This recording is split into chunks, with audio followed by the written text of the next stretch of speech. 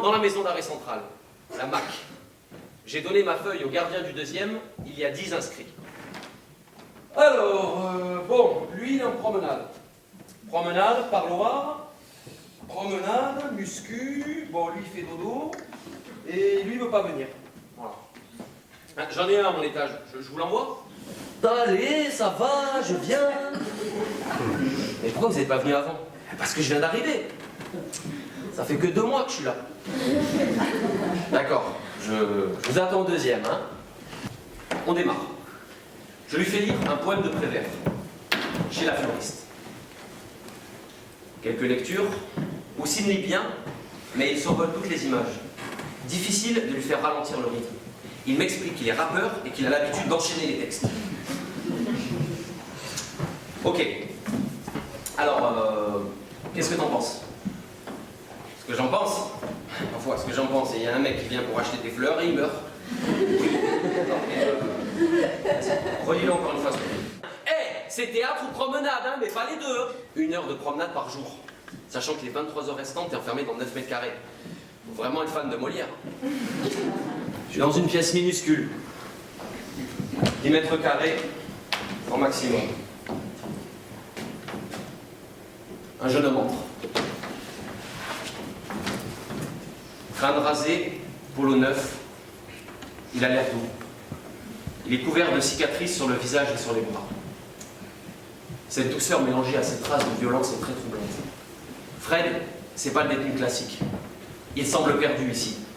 Il a déjà pratiqué le théâtre lors de passages en psychiatrie, mais il en garde un mauvais souvenir. Il vient pour essayer de défaire son a priori. J'apprécie la démarche. Il me parle de Baudelaire, de René Char. Ok, ça commence à devenir intéressant. Le gradé n'est pas dupe de la bêtise de certains de ses surveillants. Bon, monsieur Blanc, on est d'accord. J'en ai quelques-uns, ils n'ont pas inventé l'eau tiède. Mais il y en a qui font leur travail.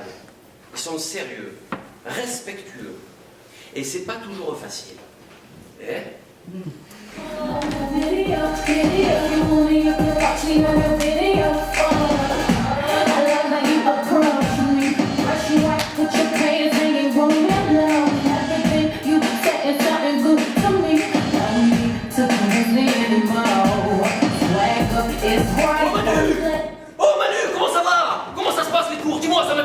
Eh, fais gaffe au début. Non, te laisse pas faire au début, sinon t'es mort. Moi, je les mets 4 par 4. Le premier qui parle, il dégage. Bibi, je la prends pas. Maintenant, on reste sur le personnage. Parle-moi de lui. On laisse de côté le texte. Il trouve plein d'idées. Il apporte une vraie profondeur au personnage. Des regards, des silences nourris, belle sensibilité, belle écoute. De qualité très importante pour un acteur. Je suis plongé dans ma lecture. D'un coup, un détenu m'arrache le livre des mains.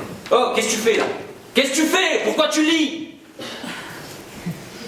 Pourquoi je lis? Ouais, pourquoi tu lis? Ouais, faut pas le faire ça. Oh, tu demandes la permission. Putain de con, il m'a pris pour un détenu. Je sors mon bac. Ben, tu vois, je lis parce que tout à l'heure je vais donner mon cours. Donc j'ai décidé de lire un livre.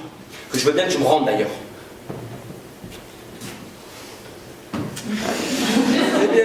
C'est bien ce que tu fais.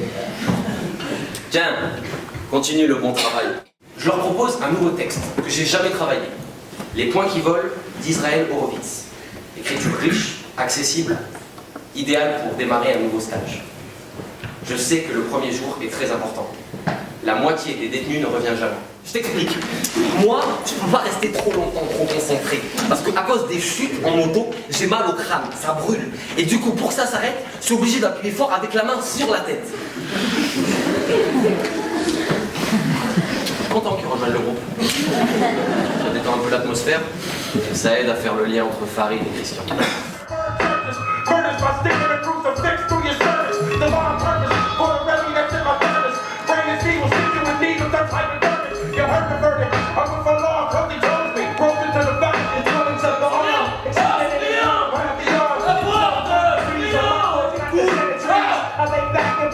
Like many G's, power blast like I'm about to devour flash. I leave you with the things shattered like sour glass. Divide the spell, make demons rise out of hell. Dragged by your love. Dominique! Doumé, oui, Doumé. Tu peux arrêter Emmanuel, écoute-moi. On est en train de discuter d'une chose importante. Mais ça fait 20 minutes que vous discutez. Moi, ça fait 7 fois que je te demande d'arrêter de parler. Emmanuel, oh, écoute-moi. Tout à l'heure, je vois l'avocat. Il descend de Paris. Il me prend 5 000 € pour 1 heure. Oh, c'est pas un escroc, ça, pour toi.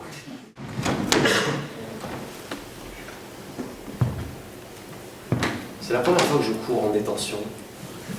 Je sens bien que c'est pas normal. Les détenus, les surveillants, tout le monde me regarde. C'est dingue. Tu peux pas courir. Tu peux pas courir. Tu peux marcher vite, mais t'as pas le droit de courir. Trop de tension entre ces murs. Ok, Mika, 2 secondes. Le mec, tu vas le retrouver. Tu vas te venger. Et après, il va se passer quoi? Après, Manu, après ça ira mieux. Attention, attention, je te dis pas que je vais le tuer. Mais voilà, quoi, minimum, chaise roulante.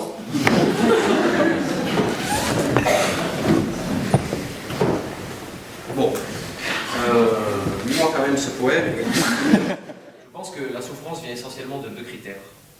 La distance avec les proches et le fait de subir l'autre en permanence. Un gradé m'a dit une fois, vous savez, monsieur Blanc, ici il y a tout ce dont la société ne veut plus. Ça va du gros truand au vagabond. Et toute cette population est enfermée là, entre ces 4 murs, les uns sur les autres.